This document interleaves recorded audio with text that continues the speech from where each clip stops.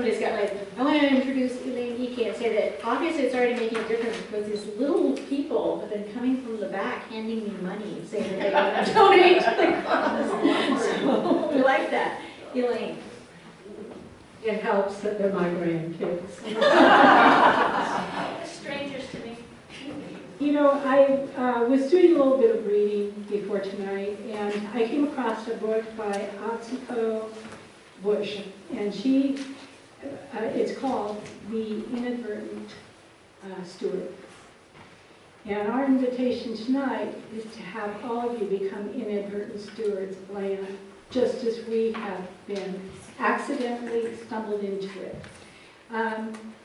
Atsuko says that unless you sit down and collect data about a tree, an open space, something that you value, then it will not be valued. So we really have a great need for more stewards of the public land. I'd also like to say one other thing. Some of the comments have pitted open space against affordable housing. We need both things in Seattle. And I think no place has it been more apparent to me recently than the number of elderly displaced residents in Ballard out of apartment houses. We need affordable housing. It's a must for this city. We can't keep exporting our people out to the suburbs, the way far suburbs. But we also need open space. And that's why we're here tonight. And I hope you'll join me in becoming stewards of the public land. There are 415 acres of city-owned land. Not only substations, but other departments of the city. There are places that can be used for other uses than open space. But the substations particularly, as Cass's presentation has demonstrated, are lovely places. They're natural segue to an open space, green space. With that, I'd like to introduce Mary Fleck. Mary Fleck is our leader. No one has worked harder to make open space a priority in Seattle.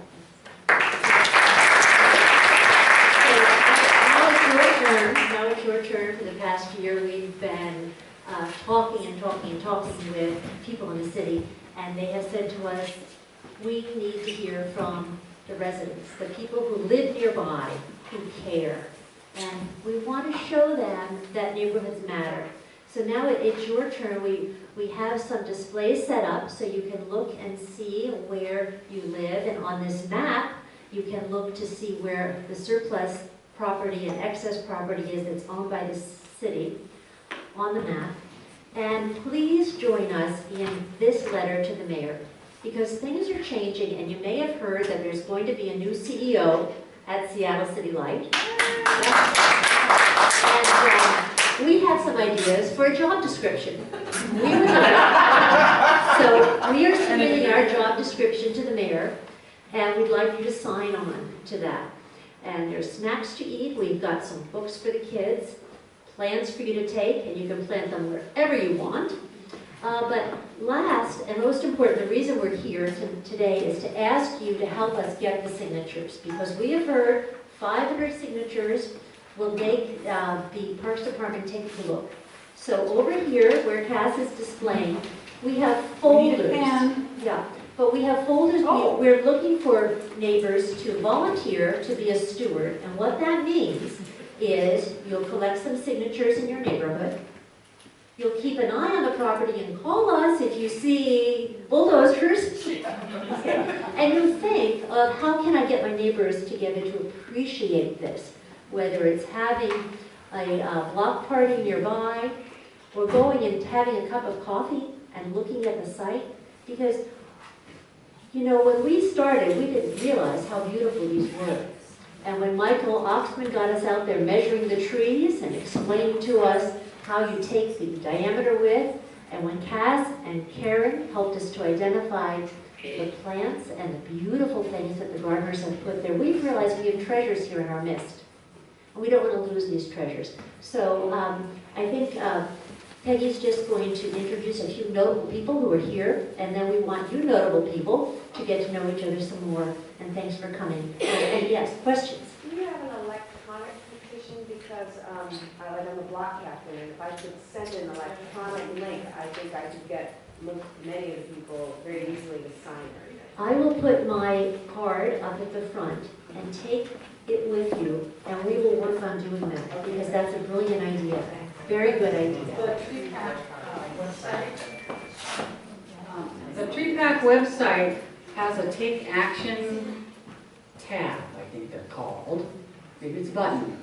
And if you push on it, you can start sending a pre-written letter to all your council members and the mayor. It's already addressed. And it says, please save the substations and fix the comp plan. And you can change it to the words you want and then push a button and off it goes.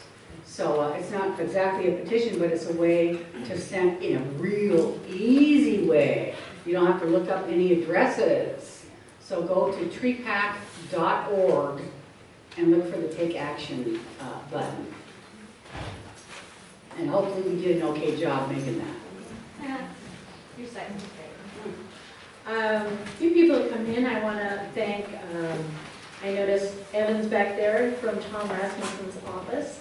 And Tom Rasmussen has been extremely helpful over the last year in the process. And I was telling Evan when he came in that even though he's not running for re-election, when he said that he didn't want to be bothered by that and spend the next 18 months working on his legacy, I thought, yes, we have a legacy project here. I'd also like to acknowledge, I believe Don Harris from Parks is here. You want to stand up? Thank you. And then we have at least one candidate, Catherine Wheatbrook from Crown Hill. And for District 6. Anybody else? Who we got? Bill Bradford, citywide. Oh, yes, thank you. Yes, he's running for the citywide site, so it's going to be a whole different thing happening. We have a new director, or whatever they're called, coming into Parks, a new Seattle City Light person. We have a new way that we're electing our district, our city council members.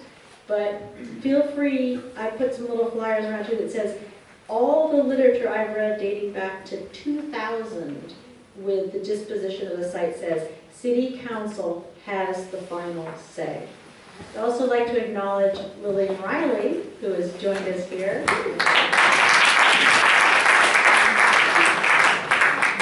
She claims to not be much of an activist anymore, and yet yesterday she gave me another great idea for her vision, because what she believes is you've got to always be able to have a little space. I mean, what kind of future are we making if we don't have any open space? Now, speaking of the future, Holly, bring up our, some kids have already been working on their vision. Well, Cass's pictures really got me inspired because I had a backyard, I had an alley. Oh, really? Sorry. So I had a backyard, I had an alley that I would run up to my grandparents' house for hours and hours. I'd take my ping pong paddle and I'd hit my tennis ball against the garage door after school. You know, and I'm not that old. I have an 11-year-old, and many of her friends don't have alleys, don't have backyards. 12, almost, yeah. And so my concern for this is for the next generation of kids coming up. It's okay that there's, you know, bigger buildings and all that happening in Ballard, but I mean, I had Loyal Heights to go to just 2 blocks away. Many of these kids, they have to try and get to a park, where after school they want to just play with their friends and let up a little steam. There's a lot of testing in school. There's a lot of things that they need to relax around too. So with our 5th grade class, we were working on just imagining what it would be like to have the Sunset Hill substation right up in our neighborhood with all the densities. So my mom owned Lily and the People, and we would do raccoon parties, and all the kids would play on the grass right out front of the apartment complex that was there that is now going to be turned into condos probably in the next couple of years. So when we would have our parties, the kids would run around and have a really good time. That's not going to be there. You know, so we're just kind of looking at what's happening with also community planning and community activities together to come together. And so these girls and some other classmates have drawn some pictures, and they've placed them up on the Sunset Hill substation fence, and there's a booklet back there of their dreams and visions for what that particular substation could look like in their neighborhood. And so you can pass the pictures around so they can see them. Johanna, if you'd like to read your day in the life of Sunset Hill Substation Park. This is not for what the substation is, it's for a plan. Great idea. Just dreaming and using your creativity. Do you mind using that? I guess. Okay.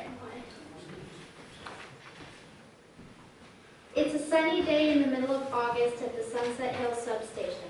Sounds drift over from Piccolinos and the street. A dozing man sits in a hammock suspended from the trees, and his dog lays in the shade of the hammock under him. The dog is panting and watching an old woman resting on a bench. A lady sits on a portable chair in front of an easel facing the planting space on the far end of the space. She is painting the honeysuckle and lavender planted in one of the plots. Two girls eat ice cream from the scoop at Walter's while they sit on the bank and dip their toes in the stream. It's a large contrast from the busy construction site a few blocks away. We all need places like this to relax, so please help save our substations.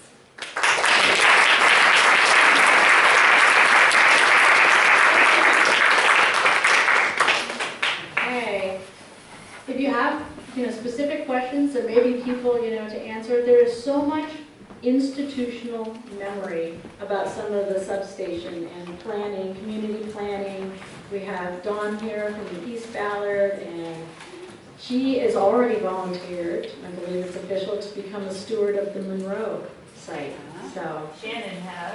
Oh, Shannon, sorry. I always do that. They go to all the meetings together, and so when I look at one, I say the other's name.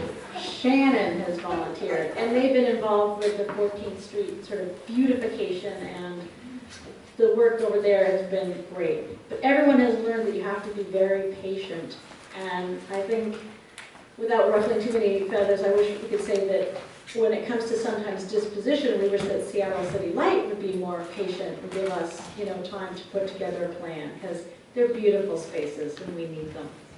Oh. I was just wondering, as far as signing the petition, is there anything online I can refer people to go read about if they didn't make tonight's meeting?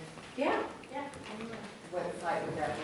Yeah, our website is www.seattlegreenspacescoalition.org. Okay.